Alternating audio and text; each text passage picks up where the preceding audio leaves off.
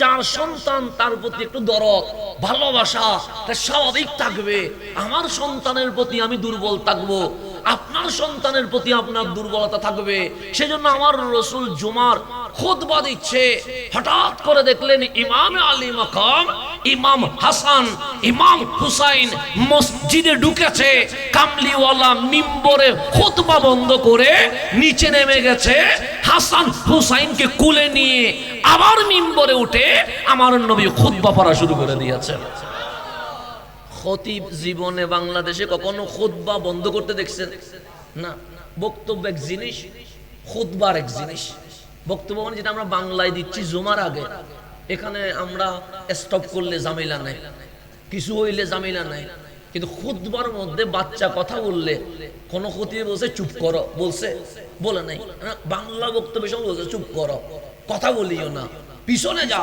কিন্তু যখন মিম্বরে দাঁড়িয়ে গেছে, সানি আজান যখন হয়ে গেছে, খতিব যখন ইন্নাল হামদালিল্লাহ বলে খুতবা শুরু করেছে, এখানে আর কোন আওয়াজ শব্দ নাই।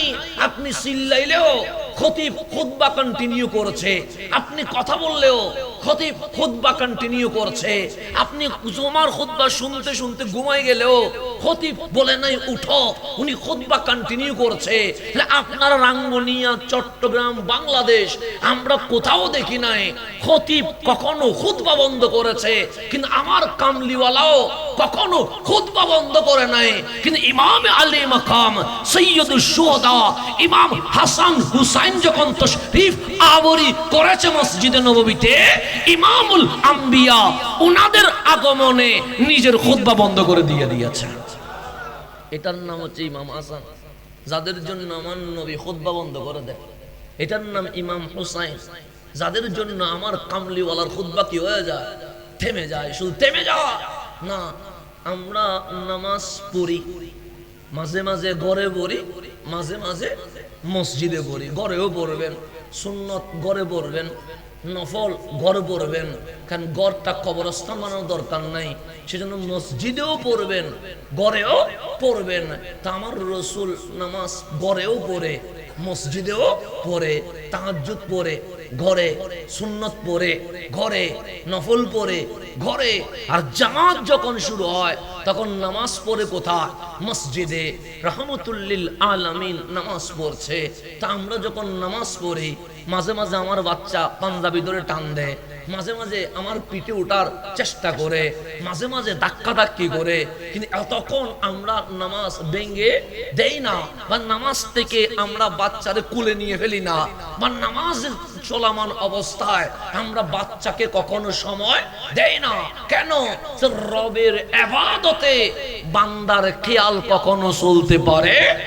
আমার কামলিওয়ালা যখন একলা নামাজ পড়তেন, আম্মা জান আয়েশা সিদ্দিকা তাহেরা রাদিয়াল্লাহু তাআলা আনহা বলছে, রুকুতে গেছে তো গেছে, মনে হয় আর উঠবে না, উঠছে তো উঠছে, রব্বানা ওয়ালাকাল হামদ হামদান কাসীরান তাইয়্যিবান মুবারাকান ফি চলছে, মনে হয় আর সিজদায় যাবে না, সিজদায় গেছে তো গেছে, মনে হয় আর উঠবে না, উঠে দাঁড়াইছে তো দাঁড়াইছে, ফাতিহা চলছে, বাকারা চলছে, আলে ইমরান চলছে, মনে হয় আর রুকুতে যাবে না, পাগুলো ফুলে যায়, মনে হচ্ছে শরীর বলছে ইয়া রাসূলুল্লাহ এবার থামেন না, অনেক হয়েছে।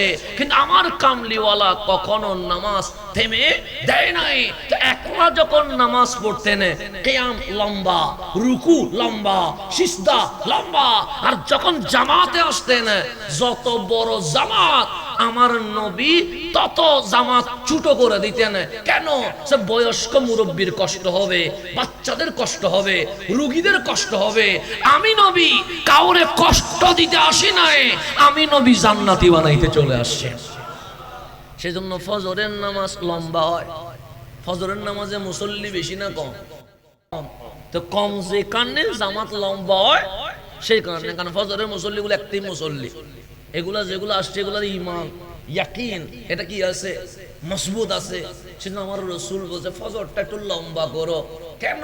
সে কারো যদি ঘুম থেকে একটু দেরিও হয়, সেই জন্য এসে ফজরের জামাতের সওয়াবটা যেন অর্জন করতে পারে। কারণ ফজরে উঠতে কি হয়ে যায়? কঠিন হয়ে যায়।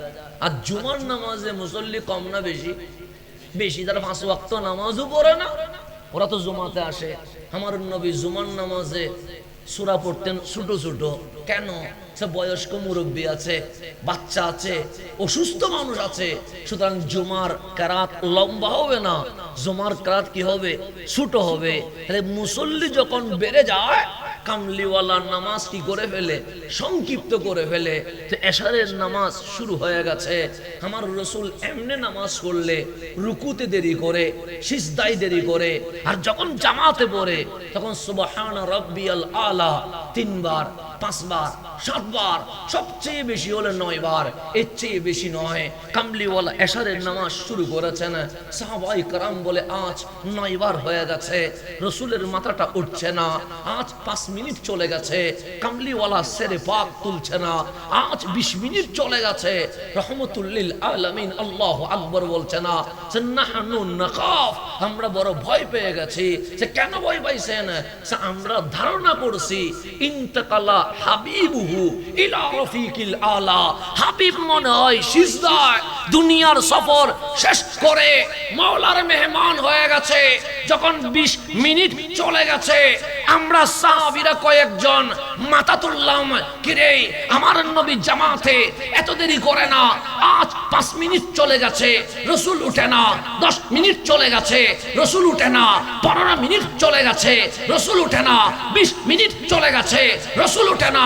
কয়েকজন সাহাবী মাথা তুলে দেখে কামলিওয়ালার পিঠের উপর হুসাইন বসে আছে। হুসাইন বসে আছে পিঠের উপরে। সিজদা দিলে কি পিঠ বেশি উপরে হয়ে যায় না? বেশি হইলে কতটুকু হবে? 1 হাত হবে আর কি। তো আমার বাচ্চারা মাঝে মাঝে দুধতে গেলে চেয়ার থেকে পড়ে যাচ্ছে, হালকা ব্যথা পাচ্ছে, চিল্লে একটু কান্না করছে, তাও 2 মিনিট পরে আবার কি হয়ে গেছে? ঠিক হয়ে গেছে। এটাই তো বাচ্চাদের নিয়ম। এটা পড়বে, উঠবে, ব্যথা পাবে, পা কেটে যাবে, এটা তো বাচ্চা বয়সেই হবে। চেয়ার থেকে পড়ে যাবে, দৌড়তে গিয়ে পড়ে যাবে। তো হুসাইন ছোট পিঠে বসছে, সেই কারণে রাসূল উঠে 30 মিনিট শেষ। আমার কামলিওয়ালা হুসাইন যখন নামছে আল্লাহু আকবার বলে উঠছে, ফালাম্মা ইনসারাফা, নামাজ যখন শেষ সমস্ত সাহাবী চিৎকার করে কান্নাকাটি শুরু করে দিয়েছে। আমার রাসূল বলেন মা বালুকুম, কি হইছে তোমাদের?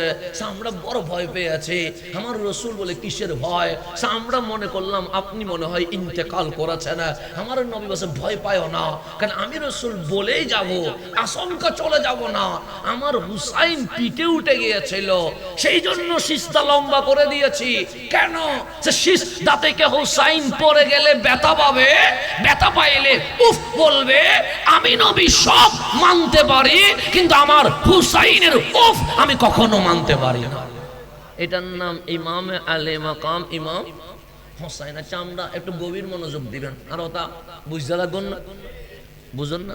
ঠিক আছে, অসুবিধা নেই, বুঝিলই। গভীর মনোযোগ। আমি যেখানে যাচ্ছি আমরা খুব ক্লান্ত, কখনো বাসকালে কখনো সাতকানে ধুতে ধুতে অরানে যাচ্ছি। কারণ মানুষ বিপদে থাকলে শুধু মাহফিল করার নাম সুন্নিয়ত না, মানুষের সেবা করার নাম এটাও সুন্নিয়ত। এটাও মনে রাখবেন। শুধু মাহফিল করে করে চলে গেলে হবে না, শুধু বিরিয়ানি খাইলে হবে না, বিরিয়ানিও খাবেন, এটা সমস্যা না, মিষ্টিও খাবেন, এটাও জায়েজ, জিলাপিও খাবেন, এটাও জায়েজ, মাহফিলও করবেন, এটাও জায়েজ। সুখে দুঃখে মানুষের পাশে থাকবেন। কেন?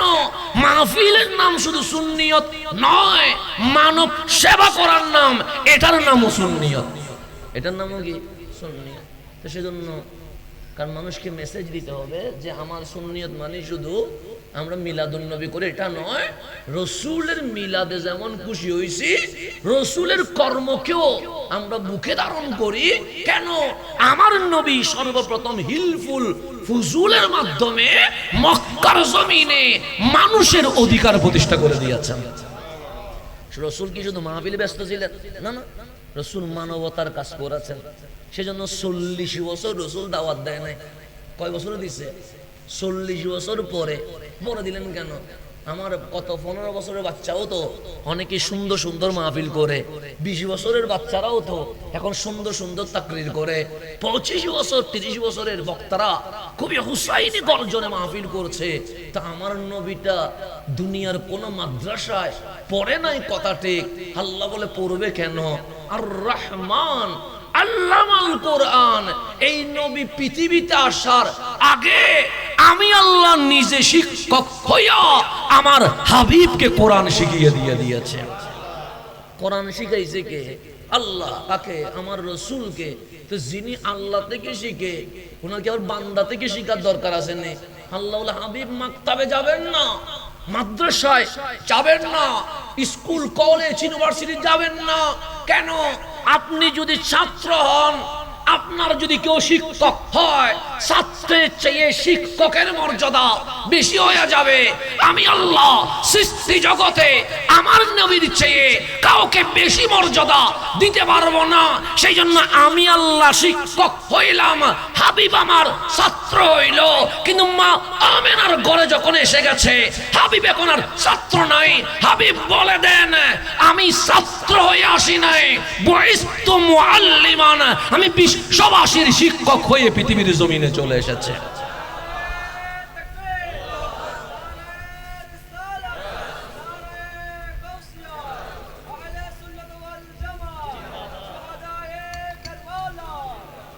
জন্মগতভাবে যিনি শিক্ষক হয়ে কোথায় আসছেন? পৃথিবীতে আসছেন জন্মগতভাবে। আমরা জন্মগতভাবে ছাত্র। আপনিও ছাত্র, আমিও ছাত্র। আমার বাবাও ছাত্র ছিলেন, আমার বাবার ওস্তাদও কি ছিলেন? ছাত্র। এরপরে সে শিক্ষক হয়েছে। কেউ জন্মগত শিক্ষক হয় না, চেষ্টা করে অর্জন করতে হয়।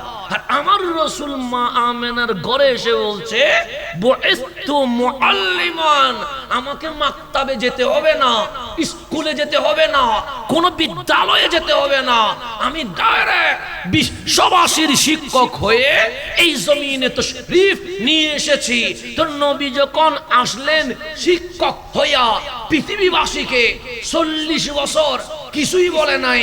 কেন?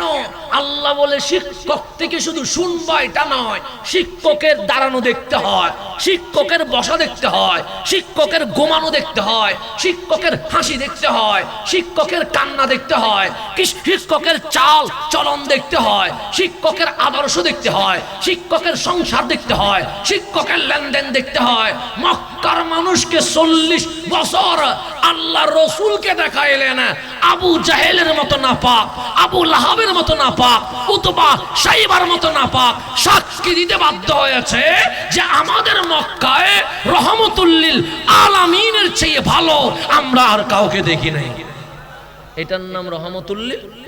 আল্লাহ বলে আগে দেখ পরে বক্তব্য। আমরা বক্তব্য দিই অনেক সময় আমল ঠিক নাই। যেমন আমরা পর্দার মাহফিল করব, কখন করব? যখন আগে আমার ঘরে পর্দা থাকবে। এখন আমার ঘরের আমার বউ যদি পর্দা না করে শপিং মলে ঘুরে, আমি হাসান যদি পর্দার মাহফিল করি, জীবনে হেদায়েত আসবে? হেদায়েত আসতেছে না কেন? মাহফিল তো অনেক। মাহফিল বেশি মাদক কমে না, মাহফিল বেশি জেনা কমে না, মাহফিল বেশি অশান্তি কমে না, মাহফিল বেশি মারামারি কমে না। কেন? একটা জিনিস বাড়লে আরেকটা জিনিস কমবে, ভালো জিনিস বাড়লে খারাপ জিনিস কমবে। এখন মাহফিলও বাড়ছে, মাদকও বাড়ছে, মাহফিলও বাড়ছে, জুয়াও বাড়ছে, মাহফিলও বাড়ছে, জেনাও বাড়ছে। আগের কার মুরব্বীরা কবরস্থান দেখলে কান্না করত, এখন মুসলমানের সন্তান কবরস্থানের উপর বসে জুয়ার খেলার আসর বসিয়ে দিয়েছে। আছে না? নাই? আছে। খেয়াল করে দেখেন না, আমি অনেক গ্রামের কবরস্থানের উপর দেখছি সাড়াইতে বসে কাঠ খেলা খেলে। কিসের উপর বসে? কবরস্থানের উপর। কবরের উপর উসমান যুন নুরাইন রাদিয়াল্লাহু তাআলা আনহু, যিনি রাসূলের হাত থেকে একবার না কয়েকবার জান্নাত কিনে ফেলছে। ওনার নাম উসমান যুন। একবার কিনে নাই, কয়েকবার কিনছে। আমি জান্নাতে যাব কিনা গ্যারান্টি নাই, ওয়ারেন্টি নাই, কিন্তু উসমান যুন নুরাইন জান্নাতি, এতে কোনো সন্দেহ করলে ঈমান চলে যাবে। আমি যদি এখন উসমান যুন নুরাইনের যদি সমালোচনা করি, সাহাবীয়ে রাসূলের যদি সমালোচনা করি, ঈমান থেকে কি হয়ে গেছে? আপনি আমার সমালোচনা করেন, গুনাহ হবে, যে গীবত করার কারণে, এর চেয়ে বেশি কিছু হবে না, ঈমান যাবে না। কিন্তু আমার নবীর সোহবতে যারা 1 সেকেন্ডের জন্য বসে গেছে, ওনার এত দামি হয়ে গেছে যে সামান্য সমালোচনা করবা, তোমার নামাজ, তোমার রোজা, তোমার হজ, তোমার যাকাত, তোমার মাহফিল, এটা মুহূর্তের ভেতরে বরবাদ হয়ে যাবে। কেন? সাহাবী রাসূলের তাজিম, আহলে বাইতের গোলামি, এটাই ঈমান। এটার নাম আহলে সুন্নাত ওয়াল জামাত। এটাই ঈমান। এটা ঈমান বাদ দিয়ে আপনি কপাল কালো করলে কোনো লাভ আছে নাই। সুতরাং সাহাবী রাসূলের তাজিম, আহলে বাইতের গোলামি, দুইটাকে কি করতে হবে? সমন্বয় করতে হবে। দুইটা থেকে একটার ভিতরে যদি সামান্যতম বেয়াদবির প্রকাশ হয়, বেঈমান হওয়ার জন্য এতটুকুই কি হবে? যথেষ্ট হবে। আপনি বাংলাদেশে রাজনীতি আছে না? নেই? আছে। 5 বছর এই দল, 10 বছর ওই দল, 20 বছর এই দল, এরকম করে কি হয়? ক্ষমতা চেঞ্জ হয়। এক একজন এক এক দলে বিশ্বাসী, এরকম বাংলাদেশে আছে না? নাই?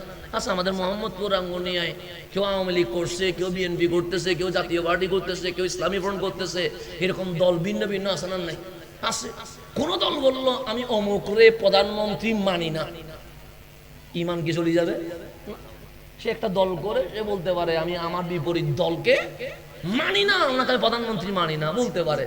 রাজনৈতিক গণতন্ত্রের দেশ, কেউ কাউকে সাপোর্ট করবে, কেউ কারো বিরোধিতা করবে, স্বাভাবিক বিষয়। মানলে না মানলে এখানে কিছু আসে যায় না। তো সুতরাং বাংলাদেশে যেহেতু গণতান্ত্রিক দেশ, এই দেশে বিভিন্ন দল আছে। এক দল বলছে আমি এই দলের প্রধানমন্ত্রীকে মানি না, আরেক দল বলছে আমি এই দলের প্রধানমন্ত্রীকে মানি না। যখন কেউ অ্যাকশনে যায় তখন আমরা বিরোধিতা করি না, অ্যাকশনে যাইও না। কেন? গণতান্ত্রিক রাষ্ট্র, সবাই তার মত স্বাধীনভাবে বলতেই পারে। তো তোমার ক্ষমতা আছে বলে তুমি জুলুম করিও না, এ কথা আমরা বলি। কিন্তু কেউ যদি বলে সিদ্দিক আকবরের খেলাফত মানি না, এতটুকু বললেই বেঈমান হয়ে যাবে। এতটুকু বললে কি বেঈমান? আর বাংলাদেশের প্রধানমন্ত্রী মানেন নাই, সমস্যা নেই। রাষ্ট্রপতি মানেন নাই, বলুন গণতান্ত্রিক রাষ্ট্র না মানলে কি হয়েছে?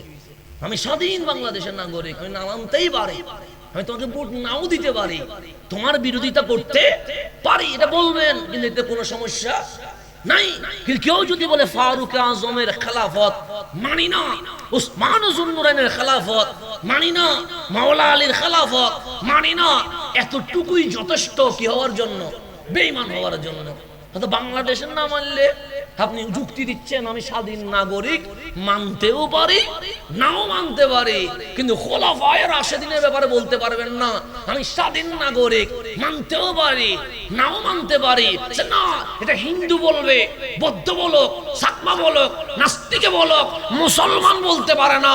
কেন? সে মুসলমানকে সে মা কানা বলছেন লিল মুমিনিন ওয়াল মুমিনাত, মুমিন নরনারীর কোনো অধিকার নাই। আমি আল্লাহ, আমার রাসূল যেটা ইখতিয়ার করব, পছন্দ করব, এর বিপরীতে গিয়ে কোনো কিছু পছন্দ করার কোনো অধিকার। সেজন্য আল্লাহ প্রথম পৃষ্ঠায় বলছে ওয়াল্লাযিনা ইউমিনুনা বিল গায়ব। আল্লাহ প্রথম পৃষ্ঠায় বলতেছে আল্লাযিনা মানে যারা, ইউমিনুনা ঈমান আনছে, বিল গায়ব না দেখে। না দেখা মানে কোনো প্রশ্ন করতে পারবেন না, কোনো যুক্তি আনতে পারবেন না, কোনো দলিল প্রমাণ দরকার নাই। বিল গায়ব, বাস আমার রাসূল যা বলেছে যথেষ্ট, দলিলের দরকার নাই, আমি ঈমান নিয়ে এসেছি। এটার নাম কি? মুমিন। আপনি কি আল্লাহ দেখছেন? দেখেন নাই, কিন্তু বলছেন লা ইলাহা। আপনি কি রাসূল দেখছেন? দেখেন নাই, কিন্তু বলতেছেন মুহাম্মাদুর সাল্লাল্লাহু আলাইহি ওয়াসাল্লাম। আপনি কি জিবরিল দেখছেন? দেখেন নাই। আজরাইল দেখছেন? দেখেন নাই। মিকাইল দেখছেন? ইসরাফিল দেখছেন? কিন্তু আপনি বলছেন আমি সমস্ত ফেরেশতাকে কি করতেছি? মানতেছি। কবরের ভিতরে সওয়াল জবাব হয়, দেখছেন নি? দেখেন নাই। কবর যে জান্নাত বা জাহান্নাম হয়, এটা কি নিজের চোখে দেখছেন নি? দেখেন নাই। হাসরের ময়দানে উঠতে হবে, এটা কি কখনো নিজের চোখে দেখছেন নি? দেখেন নাই। কিন্তু না দেখার পরেও বলছেন আমানতু, মালিক আমি ঈমান এনেছি। তো আল্লাহ চাইলে দেখা দিতে পারে না? অবশ্যই পারে। তো মালিক দেখা দেয় নাই কেন? যেমন আমার ভাইজান যে বললেন যে হুজুর উনি কোটিপতি, বলার সাথে সাথে আমি ওনাকে জড়াই ধরে বললাম আমি আপনাকে ভালোবাসি, কিন্তু এই ভালোবাসা মন থেকে আসে নাই। কোটিপতি যখন বলছে, তাহলে এখানে ভালোবাসার ভিতরে স্বার্থ আছে। আমি টাকার লোভে বলছি আমি আপনারে ভালোবাসি, বললে কিছু আমার প্যাকেটে কি করতে পারে? ঢুকতে পারে। আর উনি বললেন হুজুর এই মানুষটা ভালো না, খারাপ, 7-8 জনকে মেরে ফেলেছে, আমি ওরা জড়াই ধরে বললাম আমি আপনারে ভালোবাসি। কেন? এখানে কোনো লোভ নাই, কিন্তু এখানে কোনো ভালোবাসা নাই, ভয়ে বলছি আমি আপনারে ভালোবাসি। আল্লাহ বললে আমি যদি তোমাদেরকে দেখা দেই, হিন্দুও বলবে আমানতু বিকা, নাস্তিকও বলবে লা ইলাহা ইল্লাল্লাহ। কেন? কেউ জান্নাতের লোভে ঈমান আনবে, কেউ জাহান্নামের ভয়ে ঈমান আনবে। আল্লাহ বলে লোভেও ঈমান আনিস না, ভয়েও ঈমান আনিস না। যদি মন চায় মালিককে ভালোবাসি, হাবিবকে ভালোবাসি, এই ভালোবাসার খাতিরে ঈমান নিয়ে আসো। সেজন্য আল্লাহ বলেছে ইন কুনতুম তুহিব্বুনাল্লাহ তুহিব্বুনাল্লাহ, ভালোবাসার কথা চলবে। আসো, ভালোবাসলে ঈমান আনো, নালে ঈমান আনার দরকার। ঈমান যখন আনছেন ভালোবাসি, আল্লাহ বলতেছেন এখন চুল তুমি খেলোয়াড়ের মতো কাটতে পারবা না, তুমি প্যান্ট নায়কের মতো পড়তে পারবা না, তুমি নারী নায়িকার মতো চলতে পারবে না। কেন? তুমি ভালোবেসে যখন ঈমানের বাউন্ডারিতে চলে আসছো, এখন তোমার সাথে আমার একটা লেনদেন শুরু হয়েছে। আমি মালিক তোমাকে নবীও দিলাম, কোরআনও দিলাম, এর বিনিময়ে আমি আল্লাহ তোমার জন্য জান্নাত রেডি করে দিয়ে রেখেছি। সুতরাং তুমি আমি হ্যাঁ বললে তুমি হ্যাঁ, আমি না বললে তুমি না। মুসলমান এর বাইরে যাওয়ার কোনো সুযোগ নাই। হ্যাঁ, প্রত্যেকটা যুক্তি দিয়ে প্রমাণ করা যায়। এখন মিলাদুন নবী প্রমাণ করব কারে? যে মানে না তারে। আপনি মানেন, আমি আপনার সামনে দলিল দেওয়া মানে মস্কারি করা। আপনি বলুন আমার সামনে দলিল দেওয়া দরকার কি? আরে আমারে যদি আপনি বুক ছিড়িয়েও ফেলেন, আমি তার উপরেও বলবো ঈদে। তো আমি যারা ঈদে মিলাদুন নবী মানে তার সামনে আর ঈদে মিলাদুন নবীর ফজিলত বর্ণনা করার দরকার আছে নাই। সেজন্য আমি এখন আর কোথাও ঈদে মিলাদুন নবীর ফজিলত বর্ণনা করি না। কেন? আমি বলছি আপনারা বুঝাইলো যা, না বুঝাইলো তা। আপনি বলছেন আমি নবীর ব্যাপারে কোনো কম্প্রোমাইজ করব না। বিনা দলিলে আমরা বলছি ঈদে। এই মাহফিল ঈদে মিলাদ কাদের জন্য করি? যারা মানে না তাদেরকে বোঝানোর জন্য বলি। কারণ হেদায়েতের মালিককে বুঝানো দায়িত্ব আমাদের, কিন্তু আমাদের হেদায়েত কাউরে দিতে পারবো না। সে কারণে আমরা বিরোধী যারা আছে ওদেরকে বুঝাই আমার নবীর চেয়ে দামি আর কেউ নাই। তুমি যদি নবী পায়া খুশি হইতে না পারো, কি পায়া তুমি খুশি হবা? যেই নবীর উম্মত হওয়ার জন্য সকল নবী কান্না করেছে, যেই নবীরে পাওয়ার জন্য সকল নবী দোয়া করেছে। আরে যে খলিল হওয়ার পরেও কাবার সামনে দাঁড়িয়ে বলছে রব্বানা ওয়াবাস ফিহিম রাসূলা, মাওলা আমার আর কিছু লাগবে না, আখেরি পয়গম্বরটা আমাকে দিয়ে দাও। নবী হওয়ার পরেও বলতেছে আমারে রাসূল দাও, রাসূল হওয়ার পরেও বলতেছে আমারে কি দাও? হাবিবকে দিয়ে দাও। এটার নাম নবীদের প্রেম, রাসূলদের প্রেম। তো যেই নবী রাসূলরা পর্যন্ত হাবিবের জন্য এত অপেক্ষা করেছিল, সেই নবীরে যখন আমরা পাইছি, আমাদের চেয়ে আনন্দিত এই জমিনে আর কেউ হতে পারে? এই আনন্দিত হওয়া এটার নাম কি বলে? ঈদ বলে। ঈদ বলে। আপনারা যেমন দেখেন কেউ জেল থেকে বের হইলে মিষ্টি খাওয়াইয়া বলে আজকে আমাদের ঈদ, আজকে আমাদের কি? তখন আবার কোনো বেদাত টেদাত বলে না। আমরা দেখছি কি আজ করছি, তখন আবার গাড়িতে ফুল দিয়ে তুলি ফুলের মালা দেওয়ার পরে দেখলাম মিষ্টি খাওয়াইয়া বলে আজকে আমাদের ঈদ। কোথা থেকে বের হয়েছে? জেল থেকে বের হয়েছে। জেল থেকে বের হইলে যদি ঈদ হয়ে যায়, যেই নবী আসি আমাদের মতো জাহান্নামীর উম্মত বানায়া জান্নাতি বানাচ্ছে, সেই নবীরে পায়া এর চেয়ে বড় ঈদ এই জমিনে আর হতে পারে না। আল্লাহ যেন বুঝার তৌফিক নসিব করে। তো এখন আসেন আমরা ঈমান আনছি দেখে না দেখে? না দেখে একটা গভীর মনোযোগ নেবেন। আপনারা শুনেছেন এখানে যেহেতু অনেকেই মাদ্রাসার স্টুডেন্ট আছে, তারা এসেছেন আল্লাহ এবং রসুলের মোহাব্বত। চাইলে ডাক্তার হতে পারে, ডাক্তার হইলে ভালো টাকা পয়সা ইনকাম করা যায়। চাইলে ইঞ্জিনিয়ার হতে পারে, ইঞ্জিনিয়ার হলে ভালো ইঞ্জিনিয়ার হলে অনেক বেশি টাকা পাওয়া যায়। চাইলে ওরা সচিব হইতে পারে, সচিব হইলে ডান হাতের চেয়ে বাম হাতে ইনকাম আরো কি হইতে পারে? বেশি হতে পারে। তো দুনিয়ারে লাথি মেরে দিয়ে মাথায় পাগড়ি নিয়া এগুলো বসে গেছে একটা কারণে, হাবিবের মোহাব্বতের কারণে। আর কিছু না। ওরা জানে আমরা কোটিপতি হতে পারবো না। ওরা জানে মাদ্রাসায় পড়লে 5 তলা বিল্ডিং হতে পারে না। ওরা জানে যে আমি যদি দ্বীনের কাজ করি আমাকে জায়গায় জায়গায় হয়তো লাঞ্ছিতও হতে পারে। কারণ হক কথা বলতে গেলে লাঞ্ছিত হবে। তো আমরা খতিবরা অনেক সময় কোরআন শরীফ খুলে অনেকক্ষণ অপেক্ষা করি যে কোন আয়াত ধরবো, কারণ এমন কিছু আয়াত আছে যেগুলো মাহফিল করলে খতিবের চাকরি চলে যাওয়ার সম্ভাবনা বেশি আছে। তো এখন খতিবে কোরআন শরীফ খুলে বলতেছে সুদের বিরুদ্ধে বলা যাবে না, কারণ বললে আবার অমুকে কি করবে, রাগ করে ফেলবে। ঘুষের বিরুদ্ধে বলা যাবে না, অমুকে রাগ করবে। দুর্নীতির বিরুদ্ধে বলা যাবে না, অমুকে রাগ করবে। হারামের বিরুদ্ধে বলা যাবে না, অমুকে রাগ করবে। এখন খতিব সাহেব পৃষ্ঠাগুলি দেখলেন শুধু একটা দুইটা আয়াত পাওয়া গেছে, কুল হু আল্লাহু আহা, এটা বললে সবাই খুশি হবে। উনি 4-5 জমা শুধু এটার উপরে কি করে দিয়েছেন, চালাই দিয়েছেন। কেন? ফ্যাট তো চলতে হবে। অনেক সময় খতিবেও হক কথা বলতে পারছে না, চাকরি যদি চলে যায়। তো এখন খতিবের বিশ্বাস হচ্ছে চাকরি গেলে উফুসে থাকতে হবে, তাওয়াক্কুল নাই, তাকওয়া নাই। খতিবের যখন তাওয়াক্কুল নাই, তাকওয়া নাই, সেখানে মুসলমানের কখনো বিজয় হওয়ার সম্ভাবনা নাই। তো আমি আপনি যদি এই ঈমান রাখতাম, চাকরি গেলে যাবে, আমার রিজিকের মালিক বান্দা নয়, আমার রিজিকের মালিক রাজ্জাক, আমার আল্লাহ। আমি হক কথা বলবো, প্রত্যেক মসজিদের মিম্বার থেকে হকের আওয়াজ যদি চলে আসে, খোদার কসম একদিনের ভিতরে ফিলিস্তিনের মসজিদে আকসা বিজয় হয়ে যাবে। একদিন লাগবে যে একদিন, কিন্তু হক তাবাই যাচ্ছে না। হক কে গেছে, মুখের মধ্যে গোপন হয়ে গেছে। আমি সমাজ বুঝে কথা বলতাম। আমি মাহফিল নামার আগে আমি জিজ্ঞেস করি এলাকার মানুষ কোন বয়ান শুনতে খুশি, এটা জিজ্ঞেস করি। তারপর আমরা কোথায় আসতেছি, মঞ্চে আসতেছি, যাতে করে এলাকার মানুষ কি হয়ে যায়, খুশি হয়ে যায়। আরো 2-3টা মাহফিল যেন আমার ডায়েরিতে অ্যাড হয়ে যায়। আমার লোক দেখেন কতটুকু নিচে নেমে গেছে, তা আমাকে দিয়ে হেদায়ত হবে কেমনে? সেই কারণে এই টুটের কথা বলার আগে বুকটা ঠিক রাখতে হবে। আমার ঘরে যদি পর্দা না থাকে, আমি এখানে পর্দার মাহফিল করলে হেদায়ত হবে না। আমার ঘরে যদি নামাজ না থাকে, এখানে নামাজের মাহফিল করলে নামাজি হবে না। আমার ঘরে যদি মা বাবার সেবা না থাকে, এখানে মা বাবার মাহফিল করলে মা বাবার কদর থাকবে না। সেজন্য বক্তার বক্তব্য তখনই হেদায়ত দিবে যখন 4টা গুণ থাকবে। এক কথার সাথে যখন বুকের মিল থাকবে। কথার সাথে কিসের মিল? বুকের মানে আমলের মিল থাকবে। আল কওল, কথা তখন কাজ করবে যখন আমল ঠিক থাকবে।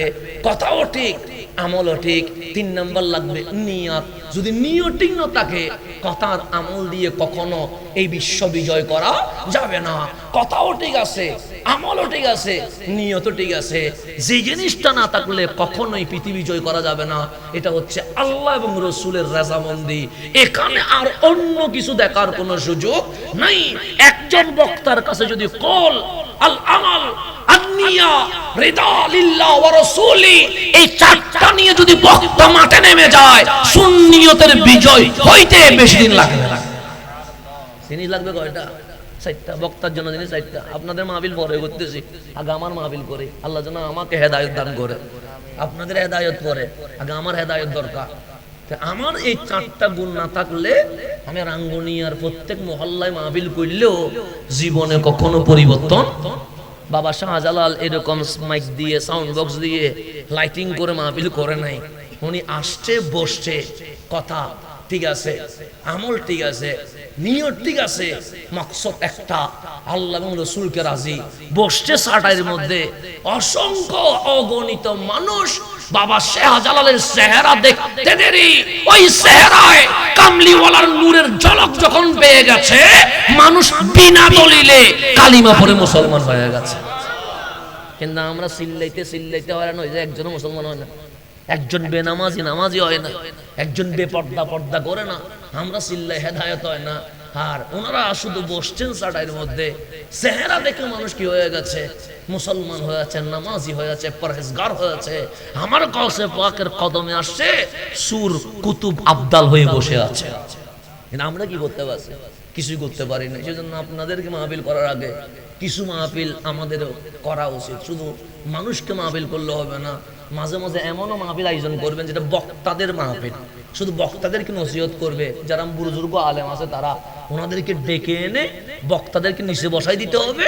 বুজুর্গ আলেম যারা, যাদের সুখের পানি মাওলার দরবারে কবুল হয়, যাদের আমিন মাওলার দরবারে কবুল হয়, ওনারা যখন বক্তাদেরকে মাহফিল করবে, বক্তারা যদি চেঞ্জ হয়, আমার মন বলছে রাঙ্গুনিয়া না, পুরো বাংলাদেশ চেঞ্জ হয়ে যাবে ইনশাআল্লাহ। এখন আসেন গভীর মনোযোগ। আমি যেখানে ছিলাম সেখানে চলে যায়। আল্লাহ শুধু বান্দারে বলছে খলিফা। খলিফা মানে রাজা, খলিফা মানে গভর্নর, খলিফা মানে বাদশাহ, খলিফা মানে প্রধানমন্ত্রী, খলিফা মানে রাষ্ট্রপতি। এটা আল্লাহ বান্দারে সম্মান দিছে। কেন সম্মান দিছে? আল্লাহ বলে চতুষ্পদ জন্তু আমি সৃষ্টি করেছি, পাখিও আমি বানিয়েছি, আসমান ও জমিন জড় পদার্থ যেগুলো দেখতে পাচ্ছ এগুলো আমি বানিয়েছি, কিন্তু আমি কাউরে খলিফা ডাকি নাই, আমার বান্দারে খলিফা ডাকছি। মালিক কেন? আল্লামা আদামাল আসমাআ কুল্লাহা, একটা কারণে আমার খলিফারে আমি এলম দিছি, জ্ঞান দিছি, বিবেক দিছি, নলেজ দিছি। সেই কারণে চোখ দিয়ে দেখা, তা আমিও দেখি, গরুও দেখে, কান দিয়ে শোনা, তা আমিও শুনি, কুকুরও শোনে। যখন রাস্তা দিয়ে গাড়ি যায়, গাড়ি যখন কি দেয়, বেল দেয়, তখন আপনি যেমন সরে যান, মুরগিও তো সরে যায়, গাভীও তো সরে যায়। তার মানে কান দিয়ে আপনিও শোনেন, আমিও শুনি। গ্রাম যখন নেই, আমিও নেই। গরুর সামনে বালি রাখলে সে খাবে না, সে নাক দিয়ে ঘ্রাণ নিয়ে দেখবে এটা ঘাস কিনা, কুড়া কিনা, খাওয়া যায় কিনা। দেখা আমিও দেখি, পশু পাখিও দেখে, শোনা আমিও শুনি, পশু পাখিও শোনে। ঘ্রাণ নেওয়া আমিও নেই, পশু পাখিও নেয়। জিহ্বা দিয়ে স্বাদ, গরম, ঠান্ডা আমি অনুভব করি, গরু ছাগলও অনুভব করে। হাত দিয়ে যে অনুধাবন, এটা গরু ছাগল পা দিয়ে কি করতে পারে? অনুধাবন করতে পারে। এটার নাম পঞ্চ ইন্দ্রিয়। আল্লাহ বলে এটার কারণে বান্দা সারা হয় নাই। এই পঞ্চ ইন্দ্রিয় যেখানে থেমে যায় সেখানে আকল কাজ করে। যেমন আপনি চোখ দিয়ে দেখতেছেন দোয়া, কিন্তু আপনার বিবেক বলবে দোয়া নয়, নিচে কি আছে? আগুন আছে। এটার নাম বিবেক। গরু দোয়া দেখলে বলবে শুধু দোয়া, ওর ব্রেন বলবে না নিচে কি আছে, আগুন আছে, এটা বলবে না। গরু পানি দেখলে বলবে পানি, কিন্তু আপনি পুকুর দেখলে বলবেন না পুকুরের নিচে কি আছে, মাছ, সাপ এগুলো আছে।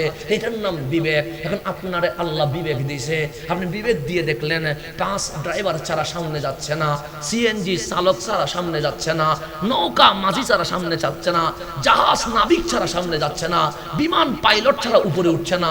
হঠাৎ আপনার বিবেক বলছে, হে হাসান, হে বান্দা, যদি একটা বাস ড্রাইভার ছাড়া সামনে না যায়, একটা নৌকা মাঝি ছাড়া যদি সামনে না যায়, একটা বিমান যদি পাইলট ছাড়া উপরে না ওঠে, এই বিশ্ব এক আল্লাহ ছাড়া কখনো চলতে পারে না। এটা বিবেক বলে কি বলে না? বলে। আমি যদি পানি না ডালি পানি পড়ে না, আপনি ডাললেই পানি পড়বে। তো একজন মানুষ যদি পানি না ডালে পানি পড়ে না। পুরো আসমানের পানি যিনি ঝাড়ছে উনি কে? আল্লাহ। আমি যখন বাচ্চা ছিলাম,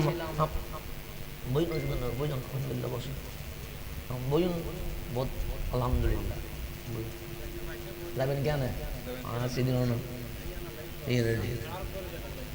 দেখতে নন্দ ঠান্ডা আছে না একটা নন্নর বাড়ি সেদিন কারো নাতি আরো বাইনে জ্ঞান, কেউ নাতির ফেলা যেতে পারিব না, বাহিনীর ফেলা যেতে পারিব না। উড়ে গেল তো কিছু কম, আমি বিদে দিয়ে আমি জানো না হতো দেখতে চাই, আবার দেদে চলে এসে আই জম ভাই সুযোগ নাই তো সামনের দিকে যা। গভীর আমি যেখানে ছিলাম সেখানে চলে যায়। আলহামদুলিল্লাহ, রাঙ্গুনিয়ার জমিন আজকে বড় হুজুর কেবলা ছিলেন বলে এই রাঙ্গুনিয়াতে আজ আহলে সুন্নতের জমিন হয়ে গেছে। আজকে বড় হুজুর ছিলেন বিদা, আল্লাহ মান্য মিশে হুজুর তো বড় হুজুরের এই ফুল কথা ঠিক না। তো এগুলার নিয়ামত আমরা পাইছি আলহামদুলিল্লাহ। চট্টগ্রামের মানুষ বড় ভাগ্যবান। রাঙ্গুনিয়ার জমিনে দেখলে দেখবেন বড় হুজুর বসে আছে, ফটিকছড়ি জমিনে গেলে দেখবেন গসল আজম মাইজভান্ডারি বসে আছে, ষোলো শহরে গেলে দেখবেন শাহিদ বসে আছে, শহরে দেখলে কুতুবুল আফতাব শাহ আমানত বসে আছে। আপনি যেদিকে যাবেন দেখবেন পুরা চট্টগ্রাম যেন আল্লাহর ওলি দিয়ে ঘেরাও করে আছে। আলহামদুলিল্লাহ, সেটার ফল কি পেয়েছেন? করোনা মহামারীর মধ্যে মানুষের যে ক্ষতি হয়েছে, চট্টগ্রামের মানুষের কি সেরকম কোনো ক্ষতি হয়েছে? হয় নাই। আল্লাহর ওলির ফয়জা। এই যে বন্যা চলছে, এরকম বৃষ্টি হইলে মানুষ অনেক বেশি না, শুধু কিয়ামতেই যাবার কথা, সে জায়গায় এত বৃষ্টি হওয়ার পরেও দেখেন আমরা আলহামদুলিল্লাহ খাবারের সময় খাবার খেয়ে যাচ্ছে, একটু কষ্ট হচ্ছে। আল্লাহ এভাবে পরীক্ষা নিবে, পরীক্ষা দেওয়া ছাড়া পাশ করা যাবে না। কিন্তু এই পরীক্ষা তো হবে, কিন্তু আল্লাহ কি পুরা মাস খালি উল্টাই ফেলছে? না না, পুরা সপরিয়া কি নিয়ে গেছে না। আল্লাহ আমি কিছুটা পরীক্ষা নিচ্ছি, তুমি সুখের সময় যেমন আলহামদুলিল্লাহ বলেছো, তোমার বিপদের সময় সবর কিরকম আছে এটা আমি আল্লাহ পরীক্ষা নিব। লিয়াবলুয়াকুম আইয়ুকুম আহসানু আমালা, আমি দেখব কার আমল কত সুন্দর। আহসানু আমালা বলেছে, আকসারু আমালা নয়। আমল বেশি হইলে আল্লাহ খুশি না, আমল সুন্দর হইলে মালিক খুশি হয়ে যায়। একটা হচ্ছে আমল বেশি হওয়া, কপাল কালো করে ফেলছেন, আল্লাহ বলছে এটা না। আহসানু আমালা, কপাল কালো করতে বলি নাই, আহসান করতে বলছি, সুন্দর করতে বলছি। একটা হচ্ছে কপাল কালো করা, আর একটা হচ্ছে আমল কি করা, সুন্দর করা। মালিক বলছে আমি আহসান কোনটা, ইসমে তাফজিল, অতি উত্তম কোনটা, এটা দেখতে চাচ্ছি। তো এখন আল্লাহর ওলি কারে কয়? আপনি বলুন, আমি খুশিতে থাকলে বলি আলহামদুলিল্লাহ, বিপদে বললে বলি সবর, ধৈর্য। কারণ আল্লাহ আছে ইন্নাল্লাহা মাআস সাবিরিন। তো ওলি কারে কয়? সো ওলি কারে কয় জানো নি? কারে? যে সুখে শান্তিতে থাকলে তখন তো আলহামদুলিল্লাহ বলে, যখন বিপদে পড়ে তখন আলহামদুলিল্লাহ আরো বেশি বলা শুরু করে দেয়। এটা ওলি হয়ে যায়, সবর দল এটা বান্দা হয়ে যায়। আর যখন বিপদের সময় শুধু মালিকরে বলছে আলহামদুলিল্লাহ, আমার চেয়ে ভালো আর কেউ না। ইউনূস আলাইহিস সালাম সেই জন্য বলছে লা ইলাহা ইল্লা আনতা। আমালে কিসের বিপদ আবার, যেখানে তোমার জিকির আমার টুটের মধ্যে লেগে গেছে। ইউনূস আলাইহিস সালামের পজিশন কমছে না বাড়ছে? বাড়ছে। কেন? বিপদে উনি সবর করে নাই, বিপদ উনি মাওলারে রাজি করার জন্য বিপদকে উনি আনন্দ হিসেবে বিবেচনা করে বলছে লা ইলাহা ইল্লা আনতা মালিক। আমি যেখানে আপনার জিকিরে ব্যস্ত হয়ে গেছি, সেখানে মাছের পেটের ভিতর রাখলেও কি, পানির নিচে রাখলেও কি, পাহাড়ের চওড়ায় রাখলেও কি, পুরো দুনিয়া থেকে আলাদা করে রাখলেও কি, আরে ইউনূসের শান্তি তো তুমি মাওলার জিকির। আল্লাহ এমন পজিশন বাড়িয়ে দিয়েছে, কত ইউনূস চলে গেছে, কিন্তু মানুষ বিপদে পড়লে দোয়া ইউনূস ছাড়া কোনো উপায় নাই। সেজন্য আল্লাহ যেন আমাদেরকে বুঝার তৌফিক নসিব করে। এখন আসলে আমি যেখানে ছিলাম সেখানে চলে যায়, তাহলে আমাদের বিবেক আসে না নাই? আমি যখন বাচ্চা, মা না খাওয়াইলে খাইতে পারি না, বাবা পরিষ্কার না করলে পরিষ্কার হইতে, যুবক হইলাম এখন টকবকে যুবক, যাইতে পারি, করতে পারি, বসতে পারি, শুইতে পারি। বুড়া হইতে দেরি, এখন আবার বাচ্চার মহতাজ হয়ে গেছে। বাচ্চা খাওয়াইলে খায়, বাচ্চা পরিষ্কার করলে পরিষ্কার হয়। আল্লাহ বলে বান্দার নিজের দিকে তাকা। বাচ্চা ছিলি, মা বাপ ছাড়া চলতে পারস নাই, বুড়া হইছস, নিজের সন্তান ছাড়া চলতে পারস নাই। তো তুই একজন বান্দা হয়ে যদি একলা চলতে না পারিস, এই পৃথিবী কখনো আল্লাহ ছাড়া চলতে পারে?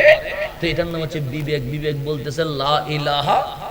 সেজন্য ইমামে আজম আবু হানিফা রাদিয়াল্লাহু তাআলা আনহু বলছেন, আমাদের যিনি মাযহাবের ইমাম, অনেক মানুষ আছে যারা বন জঙ্গলে থাকে, যেমন ব্রাজিলের আমাজন জঙ্গলে যাবেন, সেখানে কিছু মানুষ থাকে যাদের সাথে সভ্যতার কোনো পরিচয় হয় নাই, দুনিয়ার মানুষের সাথে কোনো পরিচয় হয় নাই। এমন পরিচয় না হইলে তাদেরকে কোরআনের আয়াতকে শোনাবে, ইসলামের দাওয়াতকে দিবে। তো এখন যাদের কাছে ইসলামের দাওয়াত দেয় নাই, পৌঁছে নাই, তারা কি করবে? ইমামে আজম বলেন নামাজ যদি না পড়ে সমস্যা নাই, কারণ নামাজের দাওয়াত পায় নাই। রোজা যদি না রাখে সমস্যা নাই, কারণ রোজার দাওয়াত পায় নাই। কোরআন যদি না পড়ে সমস্যা নাই, কোরআনের দাওয়াত পায় নাই। কিন্তু আল্লাহ যে বিবেক দিয়েছে, ওই বিবেক দিয়ে সে গাছ দেখেছে, ফল দেখেছে, পশু দেখেছে, আসমান দেখেছে, সূর্য দেখেছে। সে গবেষণা করে বের করতে হবে জমিনের মালিক আছে, আসমানের মালিক আছে, আমার মালিক আছে, উনি লা ইলাহা। এতটুকু ঈমান আনতে হবে, না হইলে জান্নাতে যাওয়ার কোনো সুযোগ না। এটা দাওয়াত না বুঝলেও ঈমান আনতে হবে। দাওয়াত যদি নাও পৌঁছে, তাহলে বিবেক দিয়ে গবেষণা করতে হবে। কারণ বিবেক দিয়ে গবেষণা করলাম লা ইলাহা, কিন্তু আমার বিবেক এখানে থেমে গেছে। কোথায় গেলে আল্লাহ রাজি আমি জানি না, কোথায় গেলে আল্লাহ নারাজ আমার বিবেক জানে না, কি করলে মাওলা খুশি আমি জানি না, কি করলে মাওলা নাখুশ আমি জানি না। আল্লাহ বলে বান্দারে কি ভাবতেছস? আমি বলে মালিক, আমার এই আসমান জমিন দেখে এটাই প্রমাণ হয়েছে আসমানের মালিক, জমিনের মালিক আছে, উনি লা ইলাহা ইল্লাল্লাহ। কিন্তু কি করলে তুমি খুশি আমি জানি না, কি করলে তুমি নারাজ আমি জানি না, কোথায় গেলে তুমি খুশি না, কোথায় গেলে তুমি নাখুশ আমি জানি না।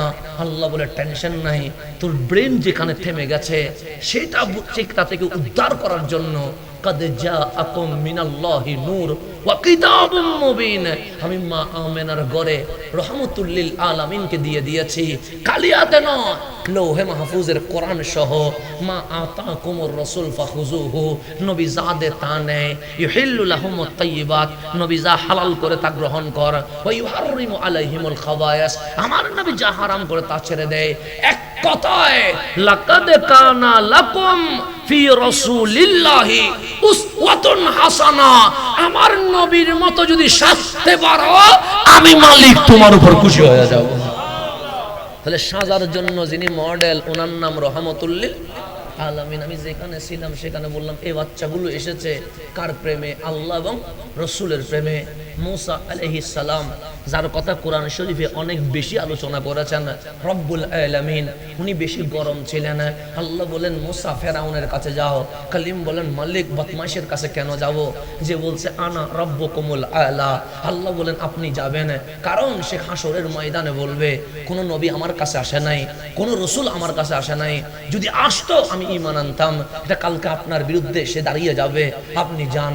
তবে যাওয়ার পরে গরম হইয়েন না, সে কখনো গালি দিবে, বকা দিবে, ধাক্কা দিবে, বের করে দিবে, আপনার সামনে চিৎকার করে বলবে আনা রব্বুকুমুল আলা, কিন্তু আপনি গরম হবেন না।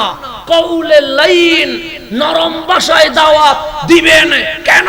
আর গলা কেটে ইসলাম হয় না, গালি দিয়ে ইসলাম হয় না, পাথর মেরে ইসলাম হয় না, বুকে নিয়ে আদর করে ভালোবাসা দিয়ে ইসলাম প্রচার করতে হয়। ভালোবাসা দিয়ে ইসলাম কি করতে হয়?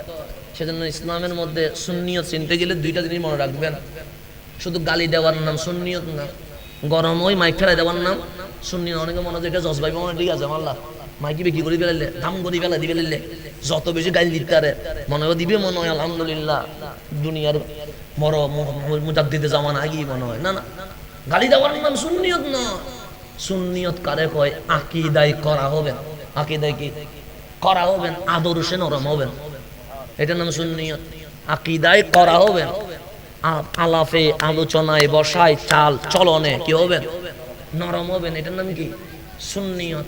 আকীদা ছাড়া যাবে না, যেটা আসবে আসুক, আকীদা লড়বে না, এটা হচ্ছে করা। আমার আকীদা আমি কাউরে দিব না, এটা হচ্ছে করা। কুলিয়া আইয়ুহাল কাফিরুন লা আবুদু মা তা'বুদুন। আবু জাহেল না তো 14 গোষ্ঠী যদি আমার এখানে আসি বসে থাকে, আমি তোমার রবের কি করব না? ইবাদত করব না, আকীদায় করা। কিন্তু যখন আদর্শে, তখন আমার নবীর মতো নরম এই পৃথিবীতে আর কেউ নাই। সেজন্য আকীদায় করা হবে। করা মানে গাইল দন্ন, গাইল দন্ন আকীদা হরানো, মাইক ফেলাই দন্ন। ইয়াকিন, ঈমান, আকীদা কি হতে হবে? মজবুত হতে হবে। কিন্তু আমি যখন মানুষের সাথে কথা বলবো, আমার কথা থাকবে নবী আদর্শে, আমার নবীর হাসির মতো করে। সেজন্য একজন মহিলা বেশি কথা বলে, এখন আমাদের মোহাম্মদ করে যদি কেউ বেশি কথা বলে, আমি যখন ভিতরে গেলাম তখন কেউ যদি বেশি কথা বলে, মাহফিল কমিটি চোখ দিয়ে ইশারা করবে, হুজুর তার প্রশ্নের উত্তর দিয়েন না। কেন? উত্তর দিলে সে এমন শুরু করবে আপনি আর ওঠার কোনো সুযোগ নাই। বেশি কথা বললে মানুষ রাগ করে, বেশি কথা বললে মানুষ ডিস্টার্ব মনে করে। আমি 2 মিনিট আপনার সাথে হাসি কথা বলবো, 5 মিনিট কথা বলবো, 10 মিনিট আমি রাগ করে বলবো ভাই আমার সময় নাই, আমি গাড়িতে চলে যাব, আমি হইলে আপনার সাথে গরম হয়ে যাব। কিন্তু আমার রাসূল তখন মদিনায় আসলেন, মসজিদে নববী হয়ে গেছে, রহমতুল লিল আলামিন মদিনার রাষ্ট্রপতি হয়ে গেছে, মক্কা বিজয়ের আওয়াজ শুরু হয়ে গেছে। আল্লাহ ডাক দিয়ে বলেন ইজা জাআ নাসরুল্লাহি ওয়াল ফাত, হাবিব আর কোনো টেনশন নাই, বিজয় অচিরেই আপনার মাথার উপর চলে এসেছে। আমার নবী শুধু বিশ্বের মধ্যে প্রেসিডেন্টদের কাছে চিঠি লিখছে, কত ব্যস্ত সময়ে আপনি রাঙ্গুনিয়ার এমপি কে খুঁজে পাইতে 7 দিন লাগবে, কারণ উনি ব্যস্ত। যদি মন্ত্রী হয় উনি আরো বেশি ব্যস্ত, যদি প্রধানমন্ত্রী হয় ওনাকে 5 বছরের টর্চ লাইট দিয়ে খুঁজে পাওয়া সাধারণ মানুষের পক্ষে সম্ভব নয়। আর আমার নবী শুধু মদিনার রাষ্ট্রপতি নয়, সমগ্র বিশ্বের প্রেসিডেন্টদের কাছে ইসলামের দাওয়াত দিচ্ছে, মদিনার সমস্ত সন্ধি আমার নবী স্বাক্ষর করছে। এমন ব্যস্ত সময়ে রহমতুল লিল আলামিন মসজিদে নববী বারান্দায় বসে রাষ্ট্রীয় কাজ যখন করছে, এক মদিনার বেশি কথা বলা মহিলা আসলেন নবীর দরবারে, ডাক দিলেন ইয়া রাসূলুল্লাহ। আমার নবী তার দিকে ফিরলেন, আমাকে যদি হুজুর ডাক দে আমি এভাবে করে ফেলবো, কিন্তু পুরো শরীর ফিরাবো না। আপনি যদি ডাক দেন মোবাইল ইউজ করতে করতে বলবো বলেন না শুনতেছি, যদি আপনি ডাক দে এদিকে কথা বলতে বলতে বলবো আপনি বলেন আমি শুনতেছি। কিন্তু আমার রাসূল যখন কেউ ডাকতেন শুধু চেহারা ফিরাইতেন না, আমার নবী ওনার দিকে পুরো বডি সহ ফিরে যাইতেন। এটা ছিল রহমতুল্লিল। ওরা বুঝাইতো আমি তোমার কত গুরুত্ব দিচ্ছি, দেখো শুধু চেহারা গিরাইলে হলে হইতো, আর নিচে যদি নিচের দিকে তাকাই বলতাম বলো শুনতেছি, তাও হইতো। কিন্তু আমি নবী শুধু চেহারা নয়, ওরা বডি সহ ফিরে গেছে তার দিকে। তারা বুঝাইলো তোমার চেয়ে মূল্যবান আমার কাছে আর কেউ নাই। ওই মহিলা ডাক দিলেন, ইয়া রাসূলুল্লাহ, নবী গো আমি আসছি। আমার নবী তার দিকে ফিরিয়ে বললেন, মা লাখি, কি হয়েছে তোমার? সাহাবায়ে কেরাম যারা ডানে বামে আচরণ ইশারা দিচ্ছেন, নবী গো তার সাথে কথা বলিয়েন না। আমার নবী বলেন, কেন? সে বেশি কথা বলে, বেশি কথা বলে। আমার রাসূল বলেন, আরে থামো তো, আমার নবী ব্যস্ত। এই ব্যস্ততার সময় ওই মহিলা ডাক দিয়ে বললেন, ইয়া রাসূলুল্লাহ, কিছু কথা আছে। আমার নবী বল, আমি শুনবো। সে সবার সামনে বলতে পারবো না, একটু কি বের হবেন? আপনি চাইলে এমপি কে কি ঘর থেকে বের করতে পারবেন? পারবেন না। কাউন্সিলরকে পারবেন? পারবেন না। মেয়রকে পারবেন? পারবেন না। কিন্তু ওই মহিলা সে কুল কায়নাতের যিনি প্রেসিডেন্ট, ওনাকে বলছেন একটু বের হন না, কথা আছে। আমার নবী বাচ্চার মতো দাঁড়িয়ে ওনার কথা শোনার জন্য চলে গেছে। 5 মিনিট কথা বলছে। আমার নবী হাসি দিয়ে এমন ভাব প্রকাশ করলেন, কামলিওয়ালা তার কথা শুনতে রাজি আছে। 10 মিনিট চলে যায়, আমার নবী শুনতে আছে। আমাদের চেহারা ওই লাল হয়ে যাইতো। আমার নবী বলছেন, না শুনো, বলো আমি শুনতেছি। 1 ঘন্টা চলে গেছে, কামলিওয়ালা তার কথা শুনলেন। 2 ঘন্টা বলার পরে যখন ওই মহিলার সমস্ত কথা শেষ হয়ে ওই মহিলা বলেন, আজ মনটা আমার ঠান্ডা হয়ে গেছে। কেন? পৃথিবীতে কাউরে দুঃখ বুঝাইতে পারি নাই, আজ কামলিওয়ালারে বুঝাইয়া দিতে পারছি। যখন পুরা কথা শেষ হয়েছে, আমার নবী বলেন, আর কোনো কথা বাকি আছে? বলছেন, আর কোনো বাকি নাই। তাহলে আমি যাই? বলেন, হ্যাঁ যান। আমার নবীজি ভিতরে আসলেন। সাহাবায়ে কেরাম বলেন, নবী গো কত ব্যস্ত আপনি, একদিকে মদিনার রাষ্ট্রপতি, দ্বিতীয় আপনি রাষ্ট্রপতিদের কাছে চিঠি পাঠাচ্ছেন, তৃতীয়ত মক্কা বিজয়ের প্রস্তুতি চলছে, আবার এদিকে মদিনার সনদ লেখা হচ্ছে। এই কঠিন মুহূর্তে আপনি ওর পিছনে যাওয়ার দরকার কি ছিল? আমার নবী বলে, ও আসছে পর্যন্ত তোমরা বিরক্তি সূচক অবয়ব দেখাচ্ছ, কারণ কি? তখন বলেন, উনি বেশি কথা বলে, উনি ডানে গেলে আমরা বামে যাই, সে বামে গেলে আমরা ডানে যাই, সে সামনে গেলে আমরা পিছনে যাই। আমার নবী বলছে, কেন এরকম করো? সে তার কথার সাথে লাগলে ছুটতে পারে না, সে কারণে কেউ তার কথা শোনে না। আমার নবী বললেন, ও তাই বুঝি বিরক্ত হয়েছ? হ্যাঁ। তুমিও শুনবা না, ও শুনবে না, ও শুনবে না। এই মহিলা যাবে কার কাছে? আমিও যদি না শুনি তাহলে ও কাকে বোঝাবে? আমি তো রহমতুল্লিল আলামিন, আমার খজিনা থেকে কেউ ফেরত যেতে পারে না। এটার নাম রহমতুল্লিল।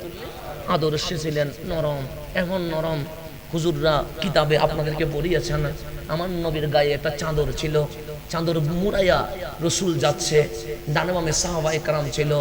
এক আরব্য গ্রাম্য লোক আদব কাকে বলে জানে না, আদব কিরকম এটা জানে না। যেমন আপনাদেরকে মাদ্রাসায় শেখানো হয় উস্তাদের সামনে কিভাবে বসতে হয়, কিভাবে দাঁড়াইতে হয়, মসজিদে কিভাবে ঢুকতে হয়। কারণ আরব্য গ্রাম্য লোক, তখন জাহেলিয়তের জামানা, তারা কি বুঝবে ডানে কিভাবে হাঁটবে, বামে কিভাবে হাঁটবে। রসুলের পাকের পিছনে এসে আমার নবীর গায়ে চাদর মোড়ানো ছিল, চাদর ধরে এমন টান দিয়েছে, আমার নবীর চাদরের মধ্যে গলা আটকে গিয়ে নুরানি বদন দাগ হয়ে গেছে, লাল হয়ে গেছে। আমার কাজ যদি কেউ এভাবে টান দেয়, আমি যদি বেটা পাই, আমি জীবনে কখনো তার সাথে ভালো ব্যবহার করব না। কিন্তু আমার নবীকে এমন ভাবে টান দিলেন, গলার মধ্যে দাগ পড়ে গেছে।